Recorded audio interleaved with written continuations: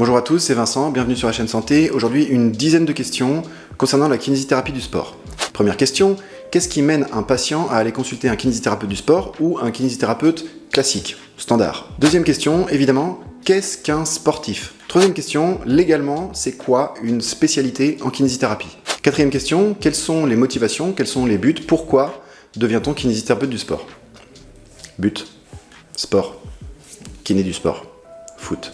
Cinquième question, évidemment, quelles sont les similitudes et quelles sont les différences entre un kinésithérapeute standard, classique, disons normal, même si j'aime pas trop le mot normal et j'aime pas trop non plus les gens qui font comme ça, et un kinésithérapeute du sport. Sixième question, qu'est-ce qui différencie un kinésithérapeute du sport d'un éducateur sportif, communément appelé coach sportif? Septième question, naturellement, comment devient-on kinésithérapeute du sport? Huitième question, où peut-on situer dans tout ça l'ostéopathie du sport? Qu'en est-il de mon expérience personnelle et professionnelle vis-à-vis du sport et de la kinésithérapie, puisque ça fait 13 ans maintenant que je suis kinésithérapeute? Et dixième question, naturellement, un kinésithérapeute du sport est-il, entre guillemets, meilleur qu'un kinésithérapeute classique ou standard?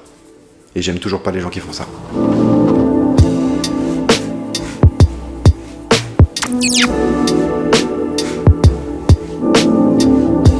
Vincent Mellet pour répondre de manière claire et pratique aux questions qu'on peut se poser sur l'ostéopathie, la kinésithérapie ou la santé en général.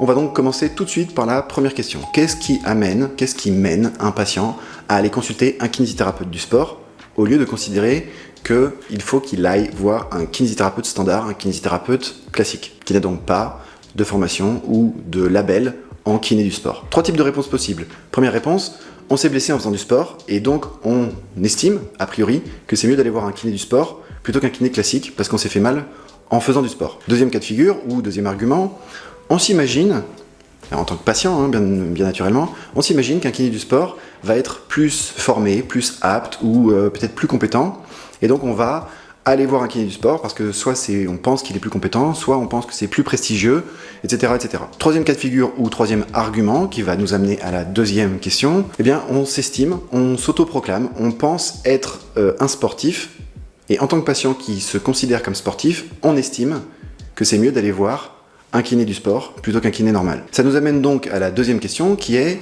évidemment par extension, qu'est-ce qu'un sportif? Alors là, deux cas de figure. Bon, je vais l'expliquer comme ça. On a le sportif dont c'est le métier, on va dire ça comme ça. Comme mon ami Rémi Camus, Explorer, comme mon ami Arthur Guérin qui est champion du monde d'apnée. Ces gens-là, c'est leur métier de faire du sport, et donc c'est leur profession, comme tous les sportifs de haut niveau, ou mon autre ami Lionel Messi. C'est même pas eux qui s'autoproclament sportifs, c'est leur boulot, c'est leur vie. Ils sont des sportifs.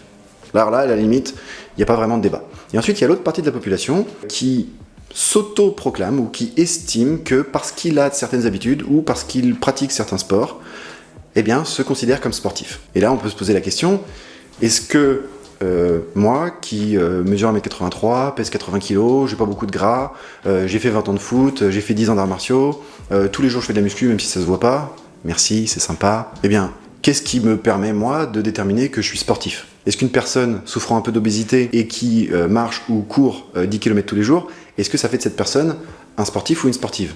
À partir de quel type de sport? À partir de quelle intensité? À partir de quelle fréquence de pratique du sport? Quels sont les critères qui déterminent qu'une personne est sportive ou n'est pas sportive? Jusque-là, vous voyez, c'est assez subjectif. Déterminer une règle qui dit que pour tout le monde, dans tel cas de figure, il faut aller consulter un kiné du sport, c'est un petit peu compliqué. Et puis pour déterminer qu'une personne est sportive, c'est un petit peu compliqué également. Troisième question, qu'est-ce que c'est une spécialité légalement dans le domaine de la kinésithérapie?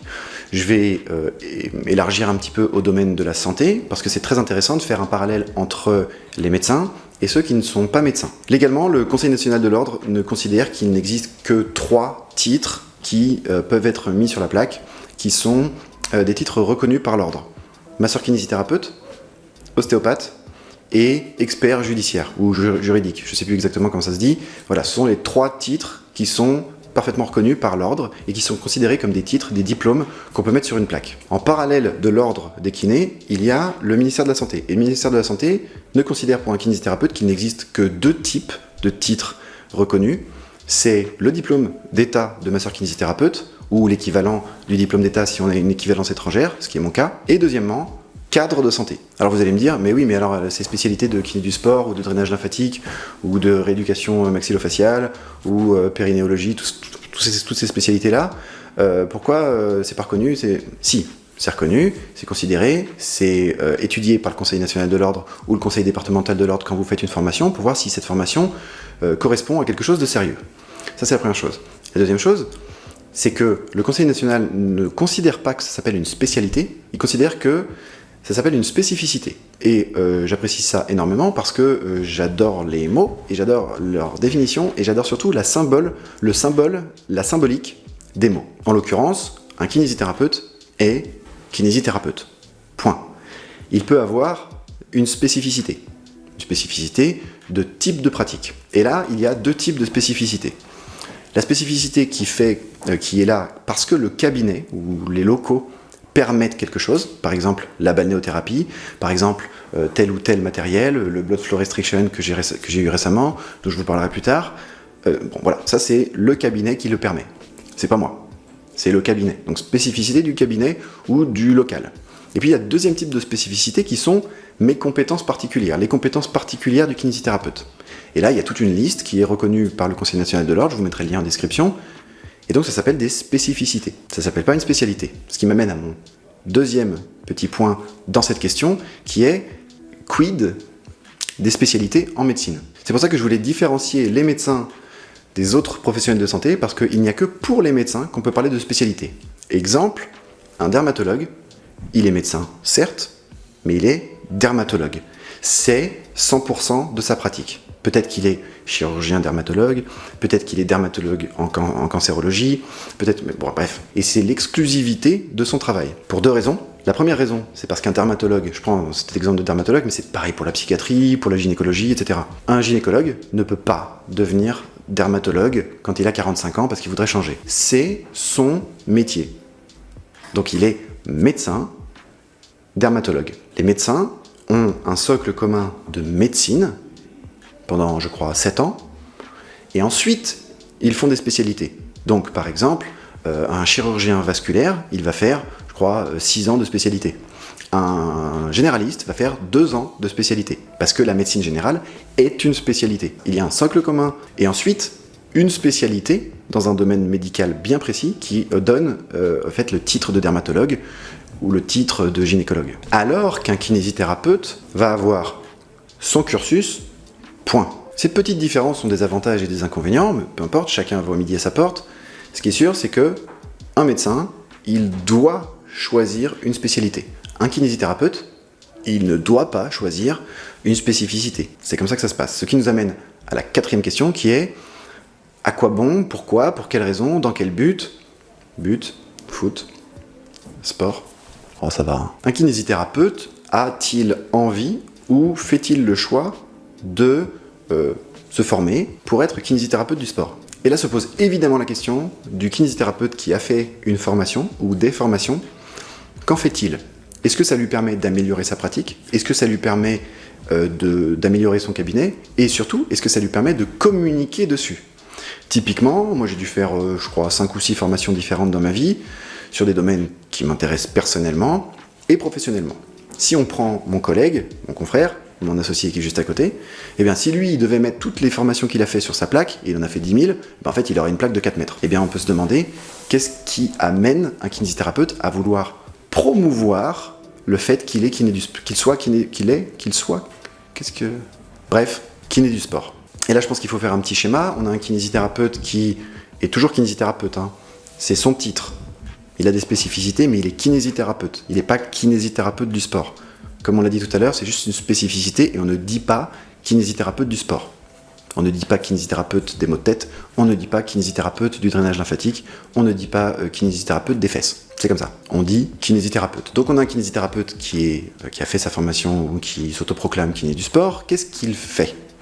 Eh bien il a deux options. Soit il continue dans son cabinet, et dans son cabinet, eh bien en fait il change un peu sa pratique, et si Dieu le veut, un jour, il aura peut-être 50% ou 60% de ses patients qui seront exclusivement des sportifs, ce qui nous ramène à la question de qu'est-ce qu'un sportif? Ou alors, il fait ça pour aller travailler avec des sportifs professionnels, dans un club de foot, dans un club de judo, comme mon ami Vincent Pouillet, qui lui s'occupe essentiellement des apnéistes, des nageurs. Voilà. Et il travaille essentiellement avec l'équipe de France. Mais il a aussi son cabinet. Est-ce que lui se revendique kinésithérapeute du sport? Eh bien, en l'occurrence, non. Il a simplement les compétences pour pouvoir avoir des connaissances, des compétences, ça ne veut rien dire ma phrase, mais vous avez compris, pour pouvoir s'occuper de ces gens-là. Ce qui pose donc la question de, moi qui suis particulièrement formé et particulièrement intéressé par les céphalées, par la maxillofaciale, par tout ce qui touche à la tête, aux douleurs chroniques, aux maux de tête, etc. Qu'est-ce qui fait que je ne me revendique pas kiné maxillofacial ou kiné des céphalées? Eh bien en fait c'est une question de choix, de ce qu'on fait d'une spécificité. Est-ce qu'on en fait une carte de visite ou est-ce qu'on en fait simplement des compétences? Ensuite, quelles sont les similitudes et les différences entre un kiné du sport et un kiné normal? Eh bien moi je pars du principe que comme un kinésithérapeute, je vais faire très simple, comme un kinésithérapeute est censé prescrire du sport, de l'activité physique, je pars du principe qu'un kinésithérapeute doit savoir ce qu'est le sport, doit connaître le geste sportif, doit connaître la physiologie à l'effort dans son cursus de base. C'est aussi simple que ça. En l'occurrence, pendant mes études en Belgique, en fait, j'avais une formation qui était en parallèle des STAPS, en tout cas des éducateurs sportifs, et en fait, tout le monde considérait qu'un kiné ou un éducateur sportif, en fait, il était censé, pas forcément être très sportif, mais au moins connaître ce que c'est que le sport, connaître la rééducation ou l'aide pour un sportif. Et donc pour moi, en fait un kiné, il est de base kiné du sport. Il ne faut pas confondre avoir une appétence particulière, un goût particulier, une formation particulière et être particulièrement intéressé par un domaine et s'auto-proclamer spécialiste de ce domaine. Ensuite, qu'est-ce qui différencie un coach sportif, comme communément appelé coach sportif, donc éducateur sportif, d'un kinésithérapeute du sport ou d'un kinésithérapeute tout court? Eh bien, on va dire ça très simple. Je vais peut-être pas me faire beaucoup d'amis, mais on fait la même chose. C'est-à-dire qu'on redonne la possibilité de bouger, on redonne l'autonomie, on redonne la force, l'équilibre, on fait faire des activités physiques. C'est juste que c'est pas les mêmes personnes et pas dans le même but. But, foot, sport. Je l'ai replacé. Les éducateurs sportifs vont s'occuper de personnes qui n'ont pas de pathologie, ou en tout cas, ils ne vont pas s'occuper de la pathologie, ils vont s'occuper d'aller gagner en performance, gagner en autonomie, gagner en meilleurs gestes, enfin bref, ils vont leur faire du sport. Et le kinésithérapeute, lui, va recevoir des personnes qui ont des pathologies et va, par le sport, permettre de libérer les gens et de les rendre plus autonomes par le mouvement, par le sport, par la force, par l'équilibre et tout ce que vous voulez. Septième question, septième ou huitième, je sais plus, comment devient-on kinésithérapeute du sport? D'abord en étant kiné, et à mes yeux, deux choses principales. Être sportif soi-même, je pense que c'est nécessaire, et deuxièmement, faire une formation de kiné du sport. Et dans ce cas-là, personnellement, je pars du principe que faire une formation à 8 000 ou 10 000 euros sur un an, je trouve que c'est un peu cher si on veut juste avoir quelques connaissances pour le cabinet. Donc la question qui se pose avant de faire une formation de kiné du sport, à mes yeux, c'est: est-ce que je veux intégrer un centre sportif, un club de foot, un club de judo? Je parle du foot et du judo parce que c'est ce que j'aime. Est-ce que j'ai envie d'intégrer ça? Là, ça vaut le coup de faire une énorme formation à 10 000 balles pendant un an, parce qu'on va voir absolument tout. Je vous mettrai les liens en description de formation très complète. Mais si je veux que du cabinet, à ce moment-là, moi je pars du principe qu'il vaut mieux aller soi-même faire énormément de sport pour pouvoir se perfectionner, apprendre les gestes sportifs, faire des analyses du mouvement, peut-être se rapprocher de personnes qui ont un doctorat en sciences du sport et faire des formations à la fois personnelles sur le sport ou de connaissances ou de culture du sport, plus avoir des connaissances en recherche de la littérature, en analyse critique, etc. pour pouvoir continuer son cursus, plutôt que d'aller s'embêter à faire une formation de kiné du sport. Antépénultième question, qui est: où place-t-on l'ostéopathie du sport là-dedans? Eh bien, l'ostéopathie n'a que très peu de législation en termes de spécialité ou de particularité. Il y a énormément de propositions parce qu'en fait, les ostéopathes ont la possibilité de communiquer librement, de faire de la publicité dans tous les sens, et donc de s'autoproclamer spécialiste dans telle ou telle chose. À l'heure actuelle, je n'ai jamais vraiment trouvé de preuve qu'une prise en charge ostéopathique permettait d'améliorer les performances, permettait une meilleure récupération, permettait quoi que ce soit pour améliorer soit le geste sportif, soit la performance, soit l'accompagnement d'un sportif.